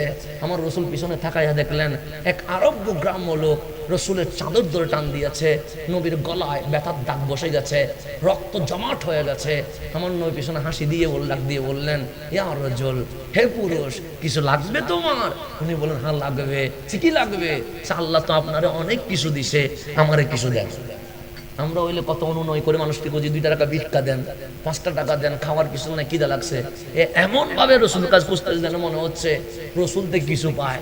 আল্লাহ আপনার অনেক কিছু দিছে, আমার কিছু দেন। এমন ভাবে বলছে, সাহাবায়ে কেরাম বলছে, আমাদের মাথা পর্যন্ত গরম হয়ে গেছে। কিন্তু আমার নবী হাসি দিয়ে বলছে, আবু বকর, এখানে অনেক হাদিয়া আছে, সব হাদিয়া তারে দিয়ে দাও। এটার নাম ছিল রহমতুল্লিল আলামিন। আমার নবী এত এত নরম ছিলেন। ইমাম আলী, বাচ্চারা মাঝে মাঝে কথা বলতে একটু, কেউ কারো কথা দ্রুত ফুটে, কারো কথা আস্তে ফুটে। কেউ 2 বছরের মধ্যে আম্মু আব্বু যাবো হাঁকাবো বলতে পারে, আবার কারো 4 বছরের মধ্যে ভালো করে কি করতে পারে না, কথা বলতে পারে, তুতলায়। ইমাম হাসান কথা খুব তাড়াতাড়ি বলতে পেরেছেন, 2 বছরের মধ্যে কথা বলতে পারছেন না। কিন্তু ইমাম আলী মাকাম সৈয়দুশ শুহাদা ইমাম হুসাইন কথা বলতে গিয়ে একটু কি করতেন, বাঁচতেন, মানে উনি কথা বলতে গিয়ে একটু সময় লাগছে। অনেক বাচ্চা 1.5-2 বছরে পারে, আবার অনেক বাচ্চা 3-4 বছরে পারে। এরকম দেরি হয় কি হয় না? হয়। তো ইমাম হাসানের কথা বলা তাড়াতাড়ি হয়েছে, ইমাম হুসাইনের কথা বলা আস্তে হয়েছে। তো আমার নবী মসজিদে নববীতে বসে আছে, সাহাবায়ে কেরাম কথা বলছে, কামলিওয়ালা শুনছে। এমত অবস্থায় ইমাম আলী মাকাম ইমাম হুসাইন তখন মাত্র 4 বছরের বাচ্চা, আমার নবীর এইভাবে করে ডাক দিলেন। আমার রহমতুল্লাহ আলামিন হুসাইনের দিকে ফিরে গেছে। হুসাইন কথা বলছে কিন্তু কথা বেজে যাচ্ছে, কি বলতে চাচ্ছে পুরো সেন্টেন্স বলতে পারছে না, অনেকক্ষণ চলে গেছে।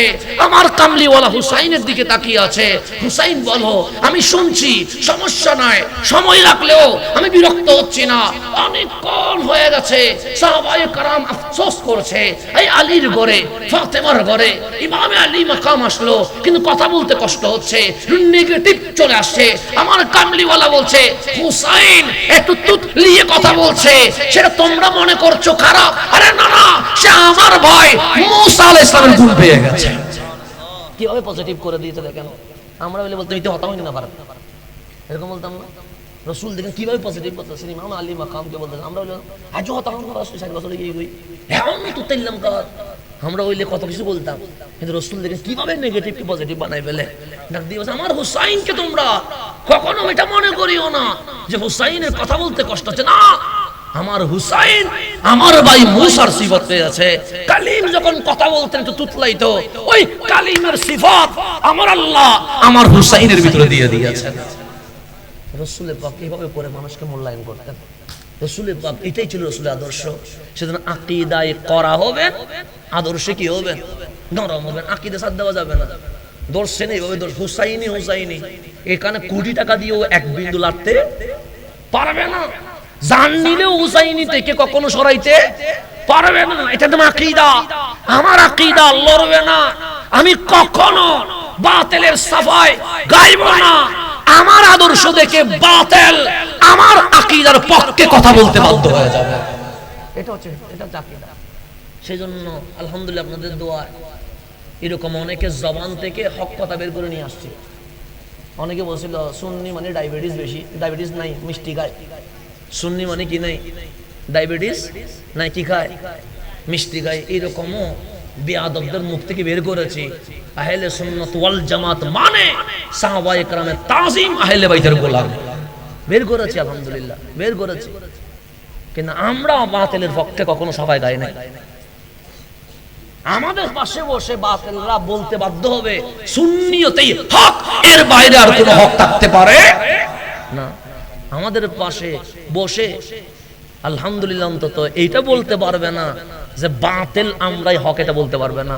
এটা বলে যেতে হবে আহলে সুন্নাত ওয়াল জামাতেই কি হক, এটা বলে যেতে হবে। আলহামদুলিল্লাহ এটা আমরা পেরেছি, আমরা পেরেছি আলহামদুলিল্লাহ। আমরা বাতিলের মুখ থেকে সুন্নিয়তের কথা বের করে, যেটা যে ওর ভিতরে কি আছে এটা আল্লাহ এবং রাসূল জানে, কিন্তু অন্তত এটা বের করতে তো পেরেছে, কথা ঠিক না? তা আলহামদুলিল্লাহ আকীদা 100তে 100 কি থাকতে হবে, করা থাকতে হবে, আদর্শে কি থাকতে হবে, নরম। আমার আদর্শ দেখে যেন বলতে পারে না উনি হক, হক ওনার সাথে। ওনার সাথে যদি হক না থাকতো, ওনার আদর্শ কখনো এরকম কি হইতো না। কে চিল্লায় যার কাছে দলিল নাই, যেমন জায়গা, একজনের কাছে কাগজ আছে, আরেকজনের কাছে কি নাই, কাগজ নাই। যখন জায়গা নিয়ে মারামারি বাজে, দুই পক্ষ তো সঠিক না, কাগজ এটা কয় পক্ষের হবে, দুই পক্ষের হবে। এখন দুই পক্ষ বাজে গেছে, ও বলে আমার, ও বলে যার কাছে এভিডেন্স আছে ওর আওয়াজ কম। চল করে দেখবেন যার এভিডেন্স নাই ওর চিল্লানি বেশি, হ্যাঁ বেশি দেখবেন। কেন? তার কি নাই, কাগজ নাই, সে চিল্লাইয়া দখল করতে চায়। সেজন্য যার কাছে এভিডেন্স চুপ থাকে, মামলা করলে করো। আমি আদালতে কি করব, সঠিক কাগজ উপস্থাপন করবো, চিল্লাই না, আওয়াজ কম।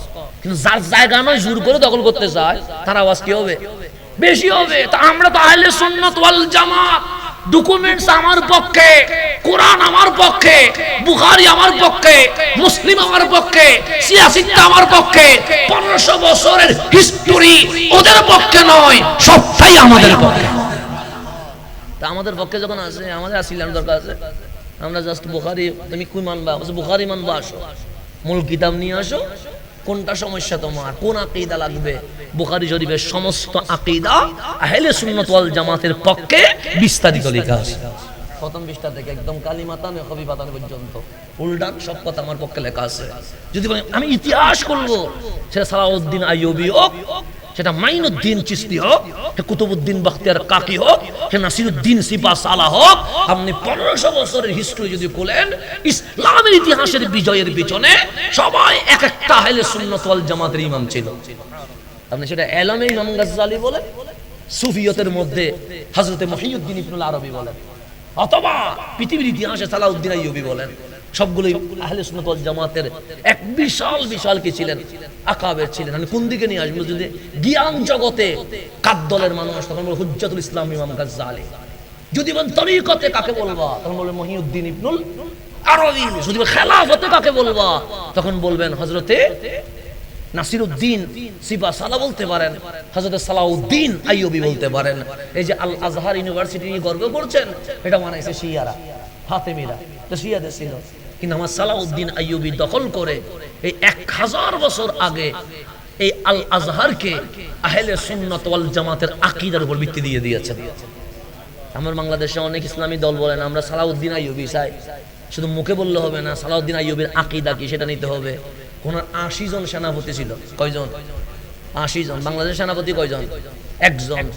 সালাউদ্দিন আইয়ুবী তো একটা দেশের না, অনেক দেশের বাদশা। তো এইরকম বাদশা যখন একজন থাকবে না, বেশি থাকবে। 80 জন সেনাপতির মধ্যে 3 ভাগের 2 ভাগ সেনাপতি সরাসরি আমার গওসে পাকের সরাসরি খলিফা। কয়জন? তাহলে 3 ভাগের 2 ভাগ মানে কয়জন? প্রায় 60 জন আমার গওসে পাকের কি খলিফা। আর বাকি 20 জন কিসের? বাকি 20 জন সেই সময়ের কুতুবুল আকতাব আহমদ আর রেফাই, ওনার সরাসরি খলিফা। তরিকতের ইমাম সারা উনি সেনাপতি বানায় নাই। কেন? উনি বলছে তরিকতের ইমামের কাছে মদিনার সবচেয়ে গম্বুজের ফয়জাত আসবে, সেই ফয়জাত দিয়ে ইসলামের বিজয় হবে। আর যেখানে মদিনাওয়ালার ফয়জাত বন্ধ হয়ে যাবে, সেখানে লক্ষ কোটি মানুষ থাকলেও জীবনে কখনো ইসলামের বিজয় আসবে না, কোনো বিজয় আসবে না। আল্লাহ যেন বোঝার তৌফিক নসিব করে। এখন আসেন আমি যেখানে ছিলাম সেখানে যাই, সময় খুবই সংক্ষিপ্ত। আমার রসুলকে মানার দরকার আছে না? নাই আছে। মুসা আলাইহিস সালামের কথা বলছি, মনে আছে নি? তা আল্লাহ হচ্ছে কওলে লাইয়িন, নরম ভাষায় ফেরাউনকে কি করবা? দাওয়াত দিবা। আল্লাহ আমাদেরকেও বলছেন তুমি 2টা ওয়ে পড়বে, দাওয়াত দিবে। একটা হচ্ছে আল হিকমা, আর একটা হচ্ছে মৌইজাতিল হাসানা, হিকমত, জ্ঞান, প্রজ্ঞা, বিজ্ঞান থাকবে। আর একটা হচ্ছে ওয়াজ এমন ভাবে করবা যেখানে কোনো গালি গালাজ থাকতে পারবে না। এটা ঘোষণা কার? আল্লাহ। আল্লাহ সিস্টেম এটা কি ভালো না খারাপ? ভালোই তো। আল্লাহ তো খারাপ কিছু বলবে না, আল্লাহ তো ভালো কিছু বলবে। তো সেটা আমাদেরকে আল্লাহ রসুল কি বলে এটা দেখতে হবে, গভীর মনোযোগ। তা আল্লাহ বললেন কালিম যা, কালিম যাইয়া দাওয়াত দিলেন যে তুমি নিজেকে রব্বুকুমুল আলা বলিও না, তোমার আল্লাহ আমার আল্লাহ, উনি হচ্ছে লা ইলাহা। অনেক ভাবে বুঝাইলেন, কিন্তু ফেরাউনে কি হয় না ঈমান। তুরে সাইনায় যাইয়া আল্লাহরে বিচার দিলেন, মালিক তুমি না বললা আমি গরম মানুষ। মুসা আলাইহিস সালামের গরম কেমন? হুজুর গরম হইলে চেহারা হয়তো বা লাল হবে, চোখ লাল হবে, শরীর কাঁপবে। কিতাবের মধ্যে লেখা আছে মুসা আলাইহিস সালাম গরম হইলে ফাঁকরি পড়ে যাইতো, চুলগুলো সোজা দাঁড়ায় যাইত। এটা হচ্ছে মুসা আলাইহিস সালাম, যিনি গরম হইলে এমন অবস্থায় মনে হইতো। উনি এত বেশি গরম, এটা আল্লাহ ওনার প্রশংসাও করেছেন, গরমের প্রশংসা। মাঝে মাঝে নরমেরও প্রশংসা হয়, মাঝে মাঝে গরমেরও কি হয়? প্রশংসা হয়। ওনার গরমটা ছিল যুক্তিযুক্ত গরম। তো উনি গরম হইলে চুলকি হয়ে যেত গা, সোজা হয়ে যেত গা। আল্লাহরে বলতেছে মালিক আমি তো দাওয়াত দিছি, তুমি না বললে নরম ভাষায়? নরম ভাষায় দিলাম তো, দাওয়াত কবুল করে নাই। আল্লাহ বলে দাওয়াত দিছো ভালো কথা, তার কপালে হেদায়ত নাই, তাকে 1000 বছর দাওয়াত দিলেও সে কখনো ঈমান আনবে না। আমি দাওয়াত দিতে বসি যেন হাসরের ময়দানে তোমার বিপক্ষে কোনো নালিশ দিতে না পারে। এখন মুসা আলাইহিস সালাম বলে মালিক আমি বেশি কষ্ট পাইছি, কখনো ধাক্কা দিছে, কখনো বেজ্জুত করছে, কখনো রাজপ্রাসাদ থেকে বের করে দিয়েছে, কখনো গালাগালি করছে, কখনো আমাকে আঘাত করছে। আল্লাহ বলে কি বলতে চান? তখন হাত তুলি বলছে মালিক ফেরাউন এবং তার যত সৈন্যবাহিনী আছে তাদের কপালে যেহেতু হেদায়ত নাই, তাহলে বদদুয়া ছাড়া কোনো উপায় নাই। মালিক তাদেরকে শেষ করে দাও। আল্লাহ বলে দোয়া কি হয়ে গেছে? কবুল হয়ে গেছে। তাকে এবং তার সমস্ত সৈন্যবাহিনীরে আমি আল্লাহ শেষ করে দিব। মুসা আলাইহিস সালাম দাওয়াত কন্টিনিউ রাখলেন। একদিন যাইয়া বললেন ফেরাউন তুমি নিজেকে রব বলিও না, বলো লা ইলাহা ইল্লাল্লাহ। ফেরাউনের মাথা গরম হয়ে গেছে, সে তোর ধাক্কা দিলেও হয় না, বের করে দিলেও হয় না, আজকে ডাইরেক্ট মেরে ফেলবো বলে দৌড়াইয়া ছুটছে। যখন মুসা আলাইহিস সালাম উম্মত নিয়ে দিছে দৌড়, ফেরাউন সৈন্যবাহিনী নিয়ে পিছনে দিছে দৌড়। মুসা আলাইহিস সালাম সামনে, ফেরাউন পিছনে। মুসা আলাইহিস সালাম দূরতে মারাজাল বাহরাইন ইয়ালতাকিয়ান, যেটাকে মাজমাউল বাহরাইন বলে, নীল নদ আর ভূমধ্য সাগর যেখানে মিলে গেছে সেখানে এসে পৌঁছলেন। মুসা আলাইহিস সালাম দেখে সামনে পানি, পিছনে ফেরাউনের সৈন্যবাহিনী। এখন মুসা আলাইহিস সালাম আল্লাহরে বলতেছে, মালিক বদদুয়া করলাম ঈদের জন্য, এখন বিপদে পড়ে গেলাম আমি। পিছনে ফেরাউন, সামনে সমুদ্র, লাফ দিলেও পানিতে পড়তেছি, পিছনে গেলেও ফেরাউনের সৈন্যবাহিনী এত বেশি, এখানে আটি আসা সম্ভব নয়। আল্লাহ বলেন হাতে কি? কালিম বলে লাঠি, সে বাড়ি দাও। দিশে সমুদ্রের মাঝখানে মারি, হয়ে গেছে রাস্তা। কালিম উম্মত নিয়ে ওই পারে পৌঁছে গেছে। ফেরাউন আসি রাস্তার শুরুতে দাঁড়াইছে, যায় না। মাসের মন্ত্রী বলতেছে, মুসা আলাইহিস সালাম সাধারণ বান্দা হইয়া লাঠির বাড়িতে রাস্তা করে ফেলছে, উনি চলে গেছে, আপনি যদি পার হইতে না পারেন মিশরের মানুষ কি বলবে? এখন ফেরাউন বলছে না যাওয়াটা ভালো হবে, চলো আমি রাজপ্রাসাদে চলে যাই। মন্ত্রীরা বলতেছে যাইয়েন না, গেলে মানুষ আপনাকে নিয়ে ট্রল করবে, মস্কারি করবে, বলবে কালিম লাঠির বাড়ি দিয়ে রাস্তা বানাই ফেলছে, আর উনি আনা রব্বুকুমুল আলা বলে নীল নদ পার হইতে পারে নাই। যখন সবাই উস্কাই দিছে, ফেরাউন আস্তে করে রাস্তার উপর উঠে গেছে, পিছনে সৈন্যবাহিনী উঠে গেছে, মাঝখানে যাইতে দেরি, আল্লাহ রাস্তা কি করে দিছে, মিলাই দিছে। ফেরাউন নদীতে সমুদ্রে ডুবে গেছে, ফেরাউনের সৈন্যবাহিনী ডুবে গেছে। মুসা আলাইহিস সালাম ওই পার থেকে ভালো করে দেখতেছেন, দেখলেন সবাই মরে যাচ্ছে, কিন্তু 20-25 জন সৈন্য সাতরাইয়া পাড়ের কোনায় চলে আসছে। মুসা আলাইহিস সালাম দোয়া করছেন, মালিক একজনও যেন বাকি না থাকে, সবাই যেন ধ্বংস হয়ে যায়। কিন্তু দেখলেন 20-25 জন পারে চলে আসছে। মুসা আলাইহিস সালামের চেহারা লাল হয়ে গেছে, উনি গুসা হয়ে গেছে। আল্লাহ বলেন, কালিম আজকে তোমার বিজয়ের দিন, ইয়াউমুল ফরাহি ওয়াস সুরুর, বড় খুশির দিন, তোমার চোখে পানি কেন? কালিম বলে, মালিক আমি খুশি আছি। তোমার চেহারা লাল কেন? মুসা আলাইহিস সালাম বলে, আমি তোমার সাথে কথা বলবো না। আল্লাহ বলে, আমার মুসা রাগ করেছে, আমি বুঝে গেছি। কালিম রে কি হয়েছে? কালিম বলে, মালিক আমি না দোয়া করছিলাম ফেরাউন তার সব সৈন্যরে তুমি ধ্বংস করে দিবা। আল্লাহ বলে, কবুল করছি না, সবাইকে ধ্বংস করে দিছি। মুসা বলে, কই করছো? ওই 20-25 জন উঠে গেছে। আল্লাহ বলে, 20-25 জন যে উঠছে সেই জন্য রাগ করছো? কালিম বলে, সেজন্য রাগ করছি। আল্লাহ বলে, কেন আযাব দিতে পারি নাই জানো মুসা? মুসা বলে, কেন? ওদের মাথার দিকে তাকাও। কালিম ওদের মাথার দিকে তাকাইলেন, কি দেখা যায়? সে মালিক পাগড়ি দেখা যায়। ওদের হাতের দিকে তাকাও। কালিম কি দেখা যায়? সে লাঠি দেখা যায়।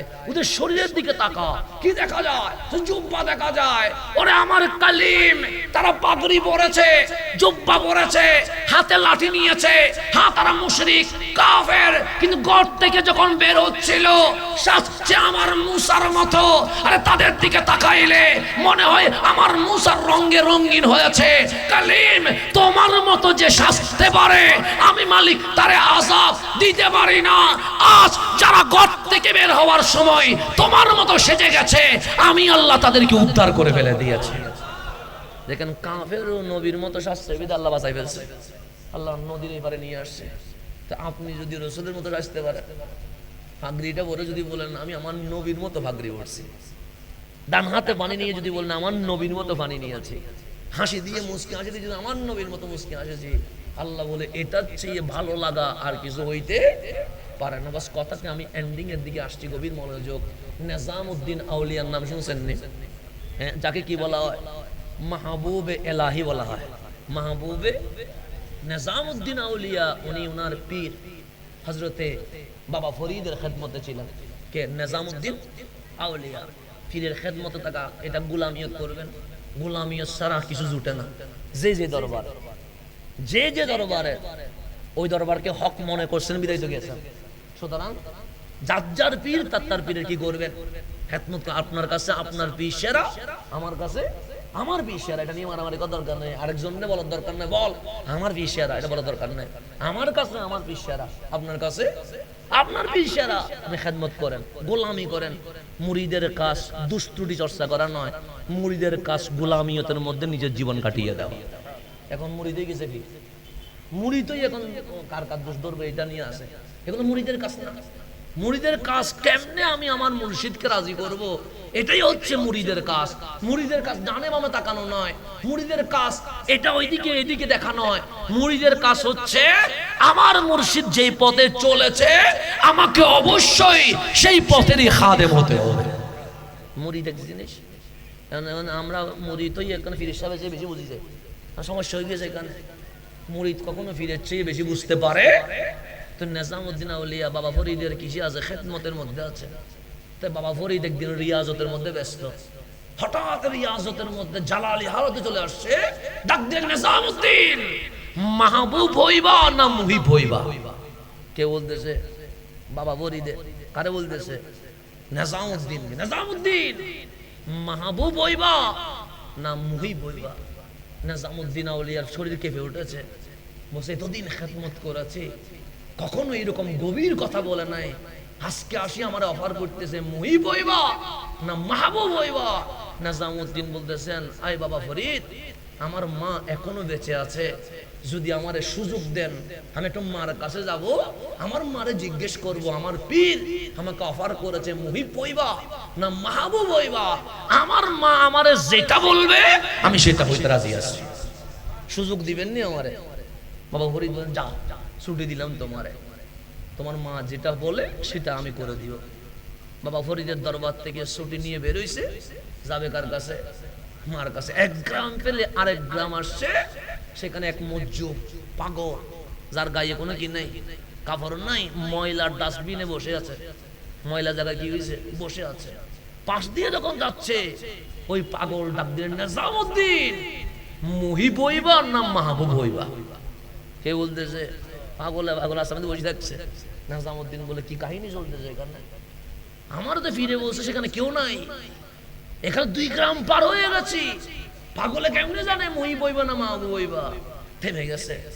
আসলেন ওনার কাছে, বাবা আপনি কেমনে জানেন? বলছে, তুমি বলো না মুহিব হইবা না মাহবুব হইবা?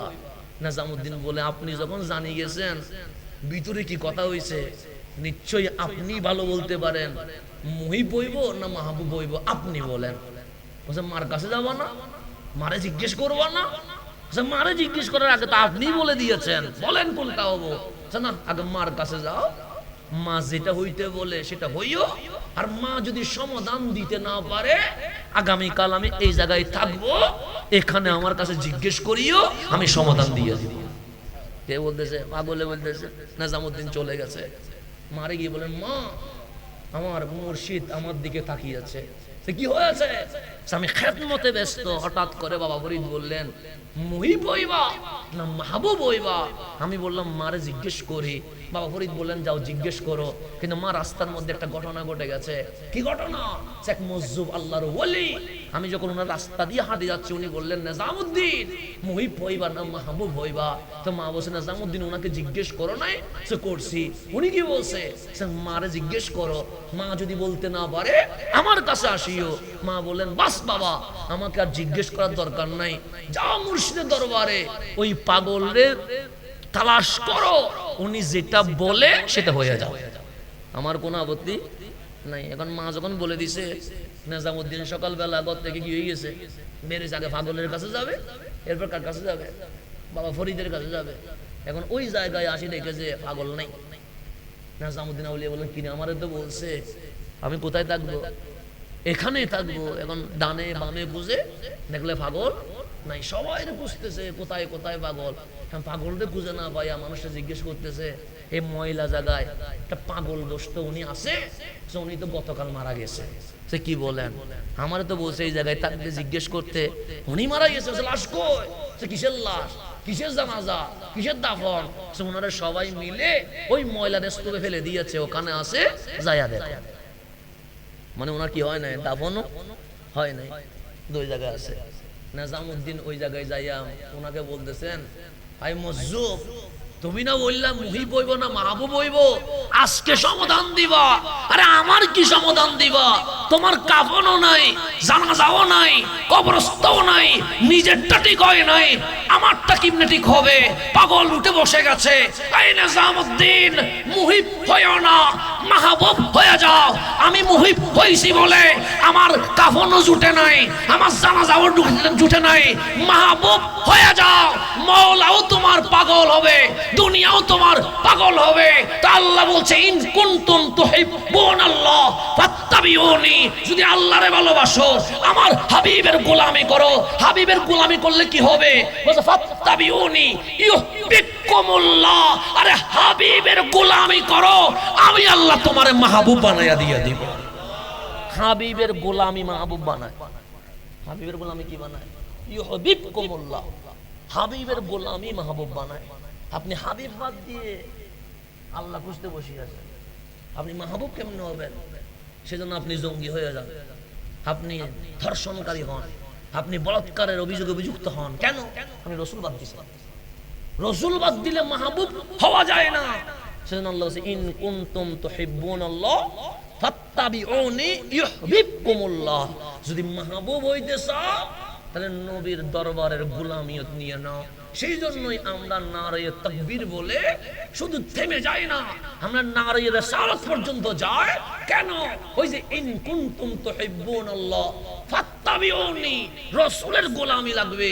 এই গোলামিয়ত বাদ দিলে আপনি কখনো মাওলার মাহবুব হইতে। সেজন্য দিল্লিতে গেলে দেখবেন অনেক মাজার আছে, কুতুবউদ্দিন বখতিয়ার কাকির মাজার আছে, আরো অনেক মাজার আছে, কিন্তু বীর আছে কোথায়? নিজামউদ্দিনের দরবারে। কেন? ওই মাহবুবে ইলাহি দুনিয়াও পাগল হয়ে গেছে, মাওলাও তাকে প্রেম করা শুরু করে দিয়েছে। যখন মাওলাও প্রেম করে দুনিয়াও পাগল হয়ে যায়, সেখানে বীর বেড়ে যায়। সেজন্য উনি হয়ে গেছে মাহবুবে ইলাহি। তো আমার রাসূল বললেন, আমি বিদায় নিব, তো কি করবেন? তারাকতু ফীকুম সাকালাইন, তোমাদের জন্য দুইটা জিনিস রেখে যাচ্ছি। তারিকুন ফীকুম আমরাইন, তোমাদের মাঝে দুইটি বিষয় রেখে যাচ্ছি। এক কিতাবুল্লাহ, কিতাবুল্লাহর জমিনে ছেড়ে দেয় নাই। দুই নম্বর ইতরাতি আহলে বাইতি, আমার আহলে বাইতের হাতে আমি কোরআন রেখে দিয়েছি। আহলে বাইত বাদ দিয়ে কোরআন বুঝলে বাতিল হবা, আহলে বাইত ধরে কোরআন বুঝলে তুমি জান্নাতের সঠিক পথ পাইবা। সেজন্য নবীরে গোলামি করতে হবে। তো রাসূল বলেছে, যদি আমারে দেখতে না পাও, ওই চোখ যদি তোমার না জোটে, হুসাইনু মিন্নি ওয়া আনা মিনাল হুসাইন, আমাকে দেখতে চাইলে হুসাইনকে দেখো। কেন? আমার হুসাইন আমার থেকে, আমি হুসাইন থেকে। হুসাইন বললেই আমি, আমি বললে হুসাইন, হুসাইন আর আমি একাকার হয়ে গেছি। সুতরাং হুসাইনের মোহাব্বত নবীর মোহাব্বত, নবীর মোহাব্বত হুসাইনের মোহাব্বত। তা আমার নবীর গোলামি করলে মাহবুব হয়। আমার নবী বলে, যদি আমার আদর্শ দেখতে হয়, ওই আদর্শের নাম ইমাম হুসাইন। সেদিন খাজা মঈনুদ্দিন বলতে বাধ্য হয়েছে, হক্কে বিনা লা ইলাহা আস্তে হুসাইন। কালিমা যদি দেখতে চাও, ওই পুরা কালিমাটাই হুসাইন হয়ে গেছে। ওই পুরা কালিমাটাই কি হয়ে গেছে? হুসাইন। এটাই হচ্ছে আকীদা। হুসাইন বাদ দিয়ে কালিমা বললে এজিদ হয়ে যাবে, হুসাইনকে বুকে নিয়ে কালিমা বললে সুন্নি হয়ে যাবেন। সেজন্য শুহাদায়ে কারবালার দরকার আছে না? নাই? আছে। কারবালা বাদ দিবেন না। আল্লাহ যেন হুসাইনি হয়ে আমাদেরকে জীবন যাপন করার তৌফিক নসিব করে। সেজন্য এই রাস্তায় থাকবে, সিরাতে মুস্তাকিম, আহলে বাইত থাকবে, সাহাবায়ে কেরাম থাকবে। এর উপরে গেলে রহমতুল্লিল আলামিন, এর উপরে গেলে রব্বুল আলামিন। এই সিরাতে মুস্তাকিমের নাম আহলে সুন্নাত ওয়াল জামাত। এখন নামাজ পড়েন, নামাজ কাজ দিবে। রোজা রাখেন, রোজা কাজ দিবে। বন্যায় ত্রাণ নিয়ে যান, এগুলা কাজ দিবে। আর আকীদাকে দাফন করে দিয়ে যতই ভালো কাজ করেন, এই ভালো কাজ কখনো কবুল হবে না। সেই জন্য হিলফুল ফুজুল আমার একতা সংঘকে আমি ধন্যবাদ, মোবারকবাদ জানাচ্ছি। যে তারুণ্য, যে বয়সে মানুষ গান নাচ এগুলো নিয়ে মত্ত থাকে, কিন্তু আমার ঈসাকালীর, আমাদের মোহাম্মদপুরের ঈসাকালীর যুবকগুলো আজ হুসাইনি জজবায়, হুসাইনি কনফারেন্স করেছে। আল্লাহ যেন নসল বা নসল কিয়ামত পর্যন্ত এই মুহাম্মদপুরের জমিনকে হুসাইনি মুসলমানের জমিন হিসেবে কবুল করে নেয়। আমিন। ওয়াখির দাওয়ানা আনিল হামদুলিল্লাহি রাব্বিল আলামিন। আসসালামু আলাইকুম ওয়া রাহমাতুল্লাহি ওয়া বারাকাতুহু।